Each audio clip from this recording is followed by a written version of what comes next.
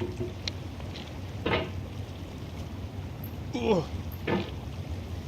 Ugh.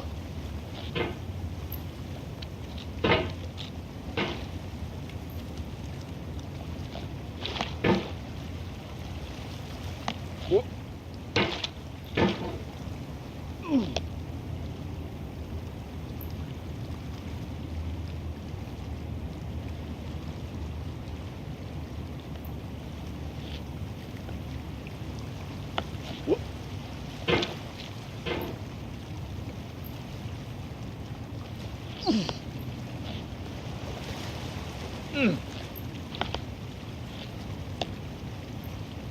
There's no feeling more intense than starting over. If you deleted your homework the day before it was due, as I have, or if you left your wallet at home and you have to go back after spending an hour in the commute. If you won some money at the casino and then put all your winnings on red but it came up black. If you got your best shirt dry cleaned before a wedding and then immediately dropped food on it. If you won an argument with a friend and then later discovered that they just returned to their original view. Starting over is harder than starting up. If you're not ready for that, like if you've already had a bad day, then what you're about to go through might be too much. Feel free to go away and come back. I'll be here. Alright, thanks for coming with me on this trip. I'll understand if you have to take a break at any point. Just find a safe place to stop and quit the game. And don't worry, I'll save your progress, always, even your mistakes. This game is a homage to a free game that came out in 2002, titled Sexy Hiking. The author of that game was Jazuo, a mysterious Czech designer who was known at the time as the father of B games. And B games are rough assemblages of found objects. Designers slap them together very quickly and freely, and they're often too rough and unfriendly to gain much of a following. They're built more for the joy of building them than as polished products.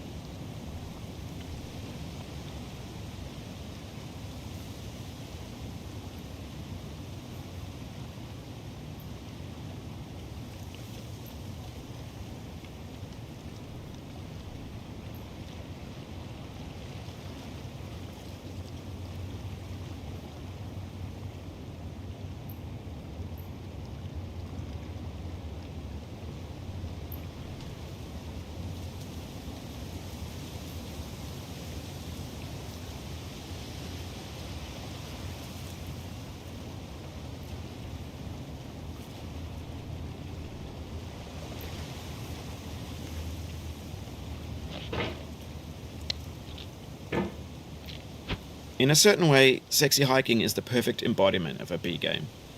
It's built almost entirely out of found and recycled parts, and it's one of the most unusual and unfriendly games of its time. In it, your task is simply to drag yourself up a mountain with a hammer. And that act of climbing, in the digital world or in real life, has certain essential properties that give the game its flavor. No amount of forward progress is guaranteed.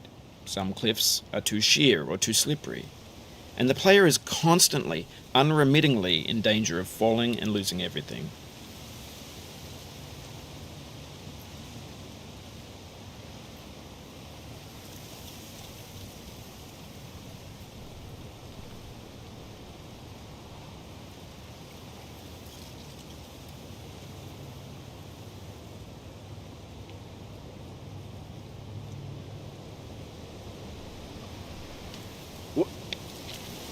Whoa. Whoa.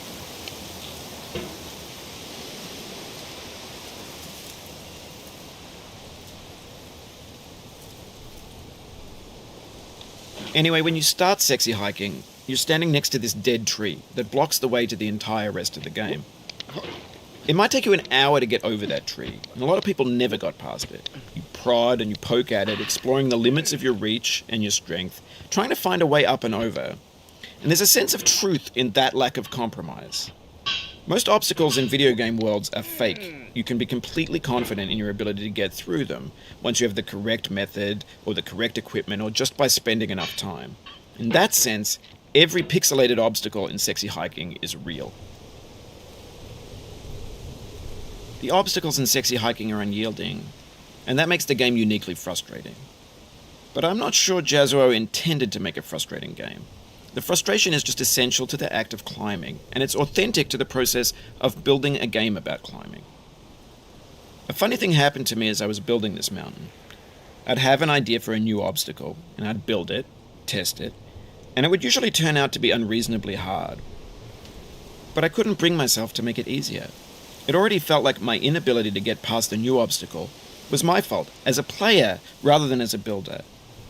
Imaginary mountains build themselves from our efforts to climb them, and it's our repeated attempts to reach the summit that turns those mountains into something real.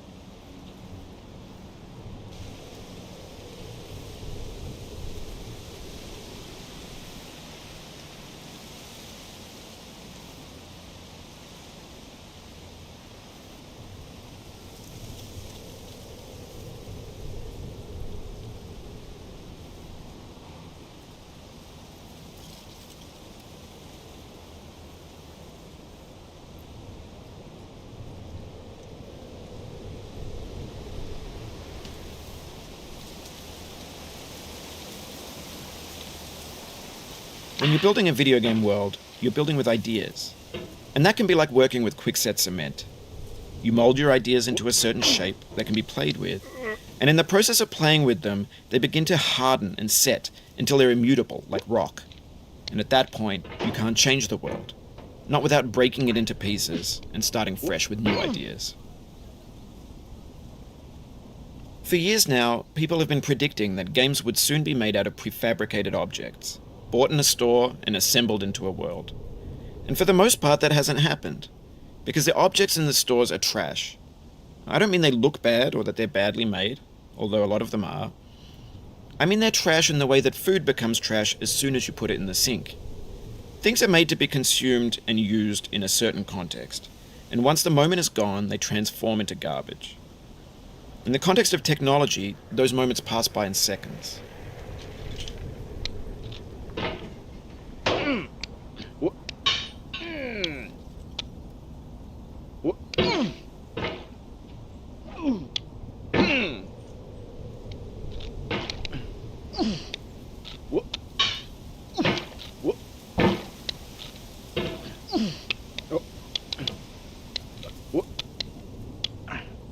Over time, we've poured more and more refuse into this vast digital landfill that we call the internet. It now vastly outnumbers and outweighs the things that are fresh and untainted and unused. When everything around us is cultural trash, trash becomes the new medium, the lingua franca of the digital age. And you can build culture out of trash. But only trash culture. B games, B movies, B music, B philosophy.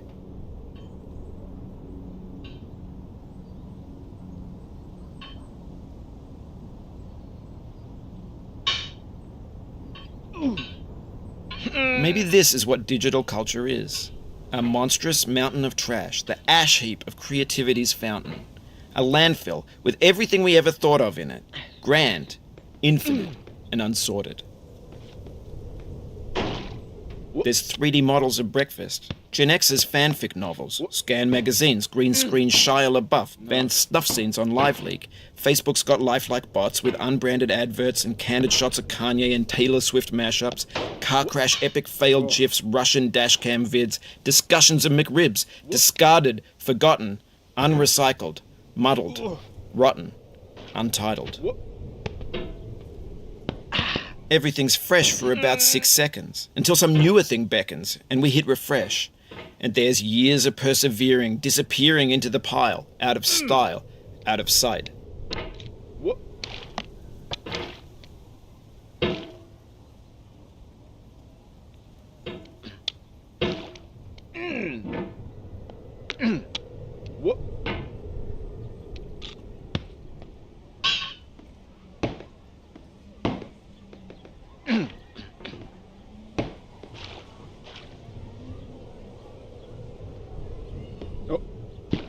In this context, it's tempting to make friendly content that's gentle, that lets you churn through it but not earn it.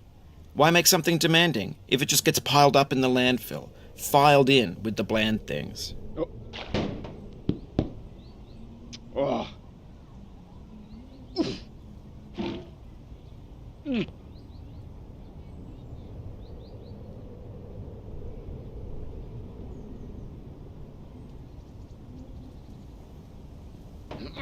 Oh, you just lost a lot of progress.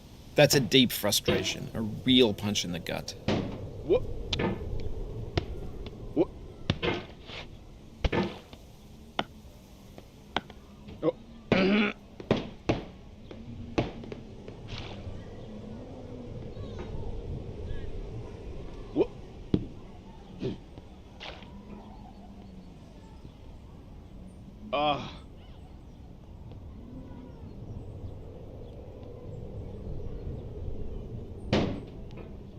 Oof, sorry about that.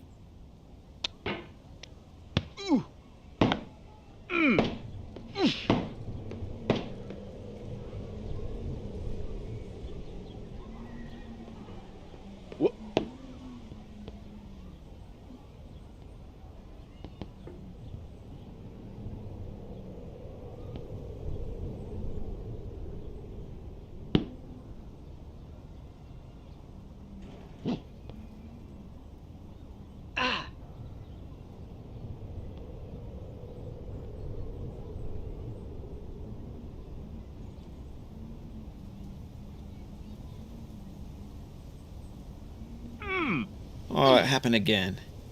Keep on trying, don't let it get to you.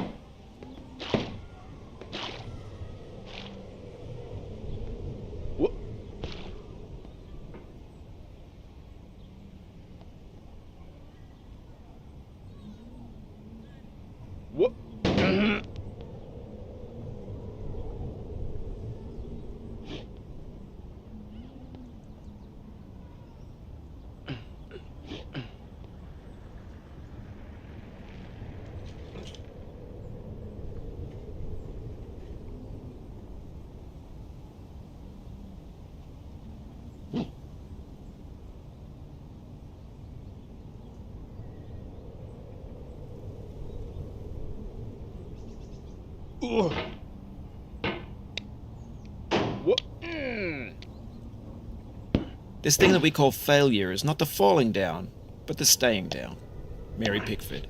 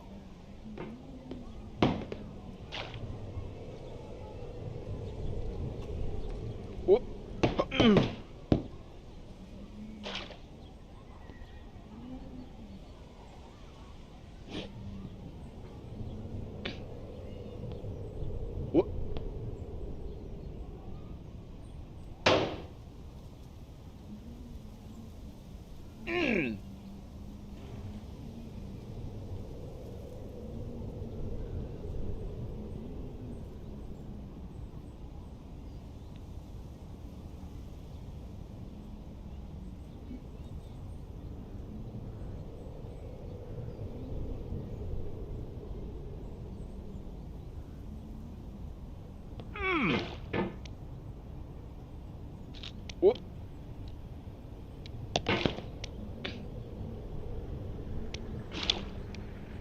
Whoop.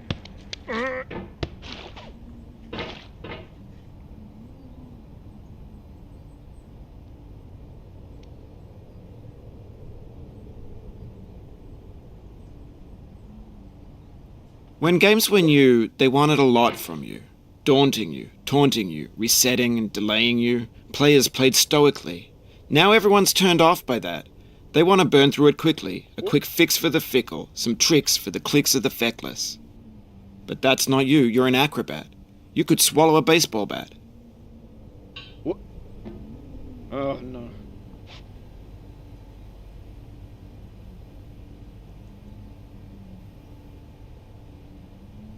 Now I know, most likely you're watching this on YouTube or Twitch, while some dude with 10 million views does it for you, like a baby bird being fed chewed up food.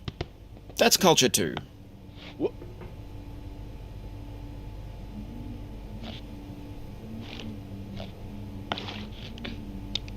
Whoop.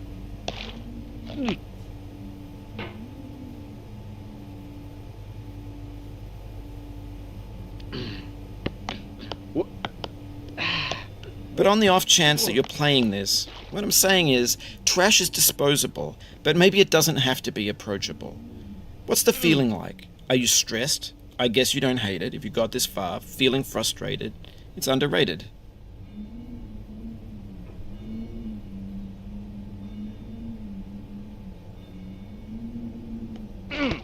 Whoop. Whoop.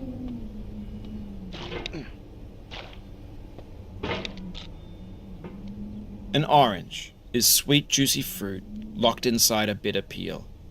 That's not how I feel about a challenge. I only want the bitterness. It's coffee. It's grapefruit. It's licorice.